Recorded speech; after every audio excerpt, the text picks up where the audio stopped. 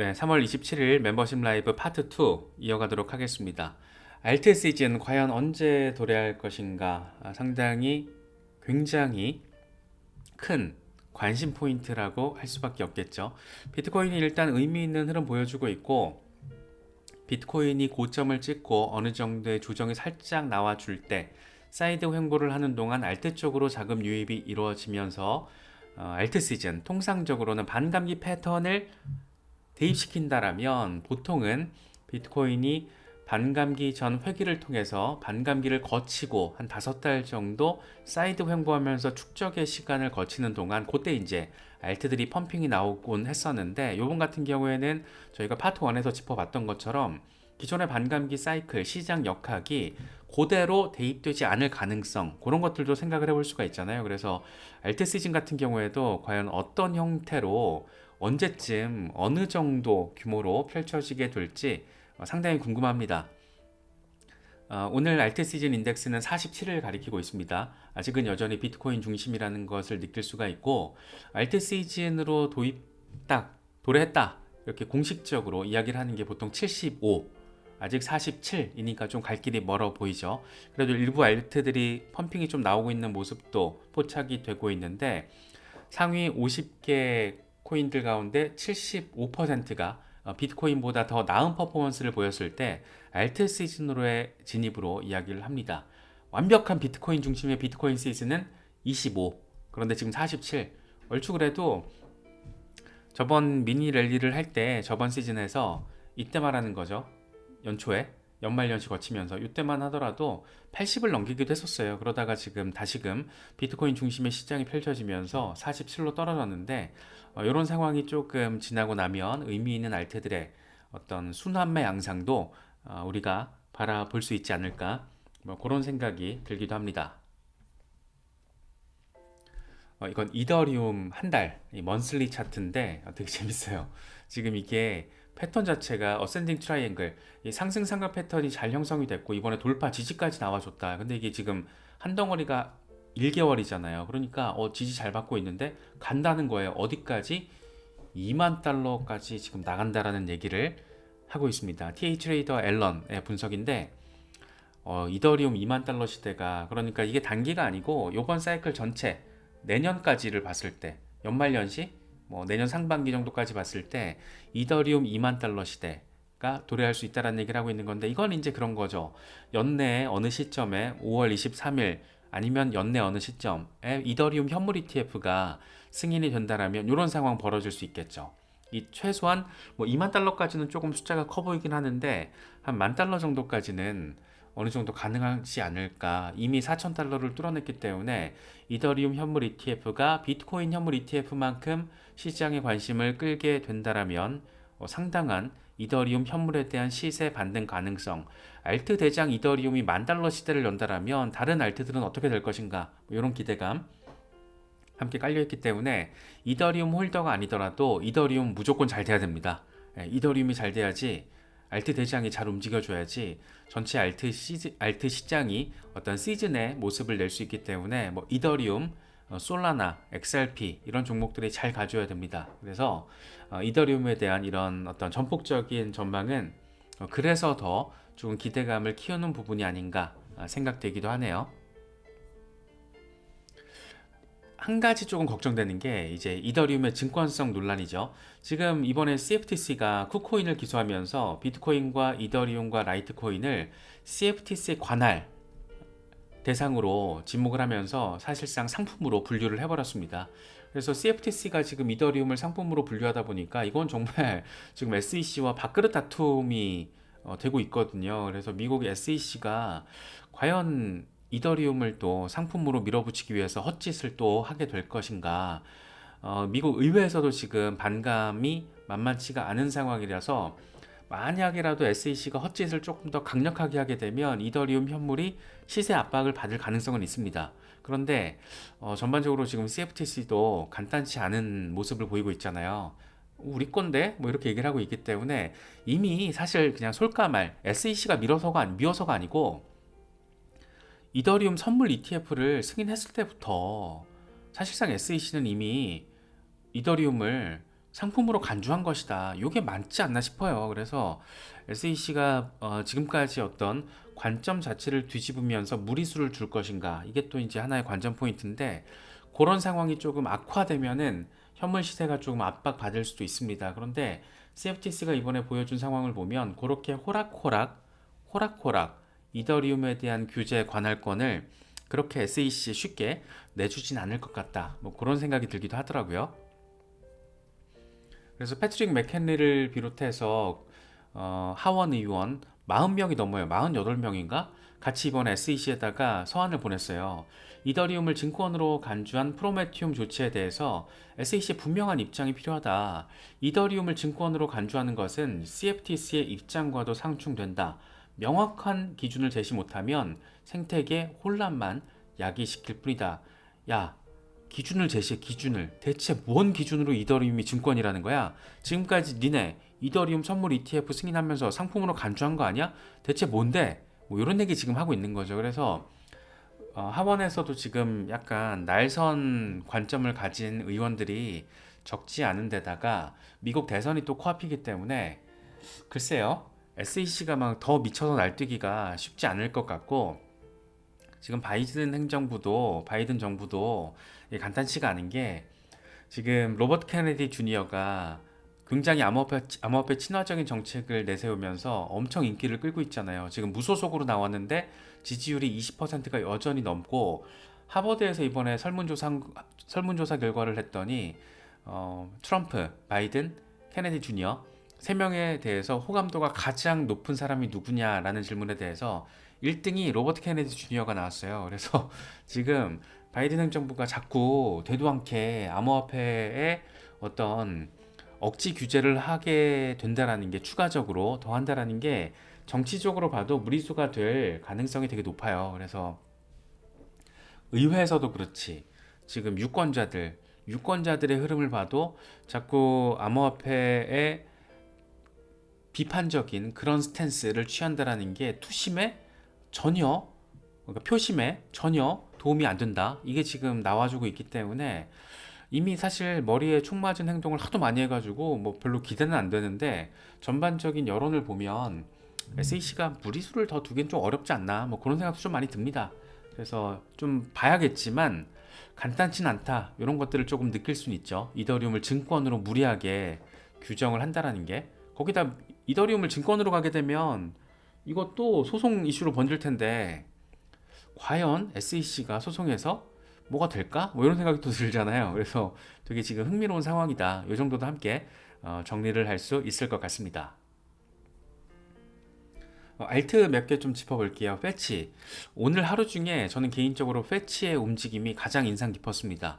그래서 패치는 우리가 연말 연시 이때부터 조금 자주 짚어봤던 AI 테마 관련해서 많이 언급했던 종목인데, 패치가 지금 상당한 반등세를 보여주고 있고 패턴이 예쁘잖아요. 지금 불플래그 패턴이 지금 완성이 됐습니다. 지지까지 지금 잘 데일리 차트를 통해서 확인을 해주고 있기 때문에 어느 정도의 조정이 나올 수도 있겠지만 가게 될 가능성, 정말 이러다가 이미 패치가 3달러를 돌파했다라는 것도 전 되게 신기하거든요.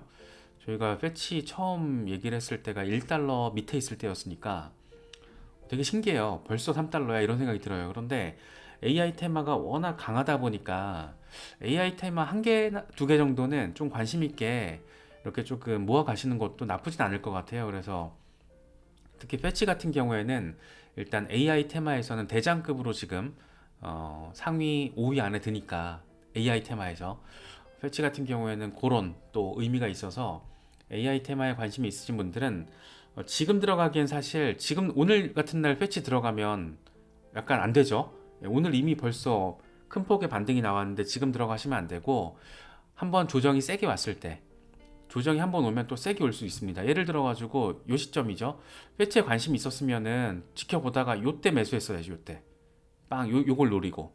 그래서 지금 같은 경우에 들어가면 약간 너무 초보자, 들어가자마자 아씨 또 물렸어 이럴 가능성이 있으니까, 물론 여기서 바로 갈 수도 있는데 그럴 때는 그냥 보낸다.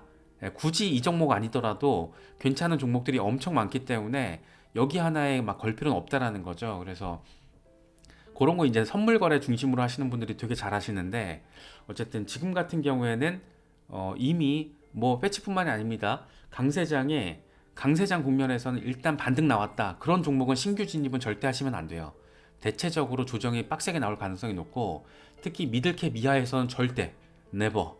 그냥 모아가는 종목들, 중장기 대응하는 종목들은 언제 사도 상관없잖아요. 그걸 가장 대표적으로 보여주는 게 마이크로 스트래티지고, 마이크로 스트래티지는 저점일 때도 사고 고점일 때도 사고 떨어질 때도 사고 올라갈 때도 사고 바이 바이 바이, 그러다가 지금 어마어마한 수익률을 기록하고 있는 거잖아요.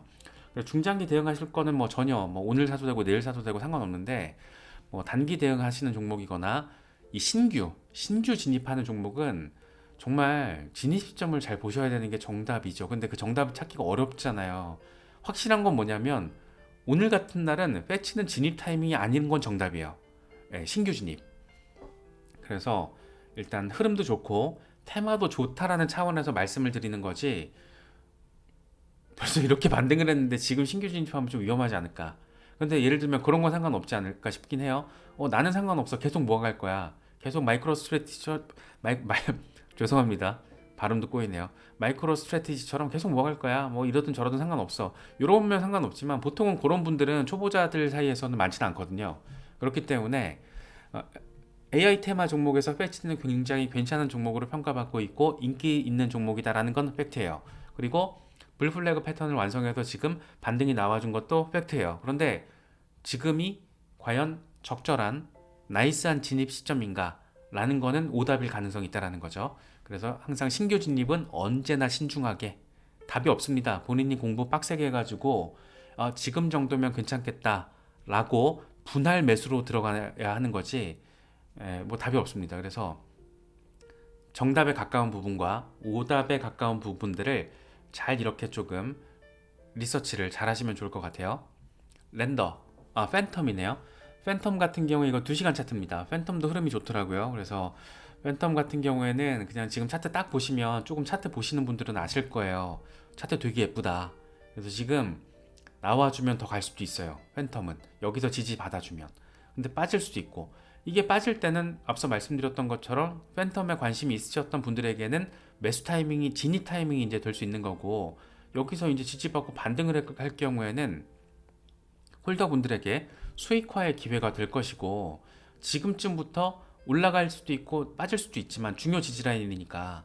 근데 여기서 지금 만약에 빠지든 올라가든 상관없이 나는 분할 매수로 접근을 하겠다라면 이제 판단을 하시는 거고, 뭐 그렇게 조금 전략적으로 가야지, 이 초보자인데 오른 거 더 오를 것 같다고 해서 신규 진입을 한다라는 것은 다소 이렇게 인내 시간, 도 닦는 시간을 나에게 더 안겨줄 수가 있습니다. 그래서 그런 부분들 신경 쓰시면 좋을 것 같고요. 팬텀 같은 경우에는 홀더분들은 지금 팬텀의 흐름이 괜찮다, 중간중간 조정이 나올 수는 있겠지만 이미 아주 예쁜 흐름을 보여주고 있다. 장기적으로 봤을 때, 이건 장기적으로는 아니고 3월 들어서 한 달 정도를 봤을 때도 의미 있게 흐름을 보여주고 있다. 체크하시면 될 것 같고요.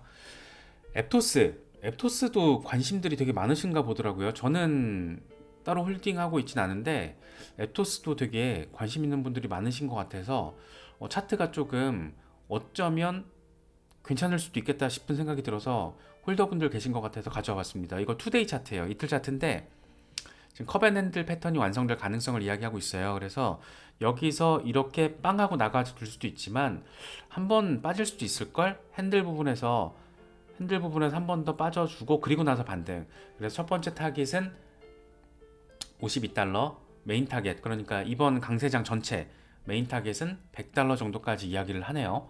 그래서 앱토스 홀더분들 같은 경우에는 참고하시면 좋을 것 같고, 저는 굳이 앱토스까지 신경을 쓸 여력이 없어서 신규 진입할 생각은 없는데, 홀더분들은 잘 참고하시면은, 기존의 홀더분들이라면 요때 조금 추가 매수 하시고 만약 이런 상황이 나와주면 뭐 가주면 좋은 거고, 신규 진입하기에는 좀 많이 급등세가 이미 올해 들어서만 많이 올랐네요. 이렇게 보니까 이게 지금 1월부터인데 상당한 반등을 이미 보인 종목, 커버핸들 패턴이 잘 마무리가 될 가능성이 있다. 뭐 이 정도 체크하시면 좋을 것 같습니다. 체인링크는 사실 차트도 예쁜데 중장기 좀 길게 이번 사이클 전반을 놓고 보셨을 때는 괜찮은 종목은 맞습니다. 펀더멘털도 튼튼하고 지금 또 실물 자산 토큰화 이슈, 리얼 에셋 월드, 아, 리얼 월드 에셋, RWA 이슈와도 맞물려 있는 종목인데다가 리얼 월드 에셋 이슈와 관련해서 경쟁자가 없다라는 평가를 받을 정도로 체인링크는 탄탄한 펀더멘털을 평가받고 있습니다. 그런데다가 차트도 지금 예뻐요. 그래서 메가폰 패턴이 완성될 가능성. 제가 알기로는 저희 채널에 저희 회원분들 체인링크 투자하고 계신 분들 많이 계신 걸로 알고 있는데, 체인링크 같은 경우에는 되게 예쁜 메가폰 패턴이 지금 형성되고 있습니다. 그래서 이런 부분들 참고하시면은 추가적인 어떤 수익화의 기회가 분명히 단기적으로도, 이거 데일리 차트거든요. 단기적으로도 올 거라고 생각이 되고, 중장기적으로 이번 사이클 전체로 봤을 때는 의미 있는 흐름이 나오지 않을까요? 워낙 실물자산 토큰화 이슈가 이번 강세 사이클에서 강력한 테마로 지금 올라섰고, 그걸 또 이 테마를 지금 주도하고 있는 게 블랙록이잖아요. 블랙록이 토큰화 펀드 비드를 이더리움 네트워크 기반으로 지금 출시를 하려고 하는 딱 소식이 전해졌을 때, 아, 블랙록이 실물자산 토큰화 이슈와 관련해서 본격적으로 진입하는구나 이제. 그것도 이더리움 기반으로. 그래서 그 자체가 되게 의미 있는 시그널이기 때문에 실물자산 토큰화 이슈는 그냥 핵심 메인 테마가 될 것이다. 이미 됐을지도 모르는데 뭐 그런 관점으로 시장을 바라보시면 좋을 것 같고, 그걸 이끄는 어떤 메이저급의 테마들이 있잖아요. 뭐 제가 이제 이 사이즈 작은 종목들은 언급드리기가 조금 조심스러워서 말씀을 못 드리는데, 뭐 체인링크나 아발란체 같은 종목은 이미 시장이 평가를 받고, 뭐 체인링크는 뭐 스위프트랑 파트너십 진행하고 있고, 아발란체 같은 경우에는 JP 모건이랑 일하고 있고 막 이러잖아요. 그래서 그런 종목들은 제가 편하게 말씀드리는데, RWA 종목들이 우후 죽순으로 나오고 있습니다. 그래서 어떤 그 중에 하나는 분명히 보석이 될 거예요. 예를 들면 지난 사이클에서 솔라나 같은 경우가 등장할 겁니다. 그래서 그런 것들을 찾는 재미를 느끼시는 분들도 계시겠지만, 저는 조금 안정적인 투자가 그래서 조금 길게 가는 데는 도움이 된다라고 생각하는 입장이라서, 뭐 그런 걸 발견하는 디스커버리에 대한 재미는 약간 조금 멀리 하려고 노력을 하는데, 혹시 관심이 있으신 분들은 지금 막 정말 프로젝트들이 엄청 많아요. 엄청 많고 RWA 테마에서 엄청 많고, 심지어 되게 섹시한 테마도 많아요. 그래서 관심 있는 분들은 좀 그런 부분으로 리서치를 해보시는 것도 이번 강세장을 즐기시는 굉장히 재밌는 어떤 상황이 될 수도 있다. 뭐 그렇게도 말씀드릴 수 있을 것 같습니다. 이거는 비체인 주간 차트입니다. 비체인 주간 차트인데 딱 봐도 예쁘죠. 예, 딱 봐도 차트가 되게 예쁘고, 비체인 같은 경우에도 약간 리플스러운 면이 있잖아요. 이 시세가 가치를 반영하지 못하는 종목. 그래서 비체인 같은 경우에도 이미 시장의 입증은 끝난 프로젝트입니다. 이미 블록체인 혁신을 구현하고 있는 그런 점에서는 리플과 되게 비슷하죠. 그런데 리플은 소송으로 지금 죽쓰고 있고, 비체인은 왠지 모르겠어요. 비체인은 사실 진짜 되게 훌륭한 프로젝트인데, 이 중국 프로젝트라 그런가? 되게 훌륭한 프로젝트인데 시세 측면에서 좀 많이 아쉽죠. 그런데 주간 차트를 통해서 보니까 되게 예쁘다. 그래서 갈 길이 되게 선명하게 보인다라는 점이 지금 긍정적이죠. 야, 이거 정말 0.1달러 금방 가겠는데라는 생각을 좀 갖게 만드는 차트라서, 비체인 홀더분들도 되게 많으신데 이런 부분들 잘 참고하시면 좋을 것 같습니다.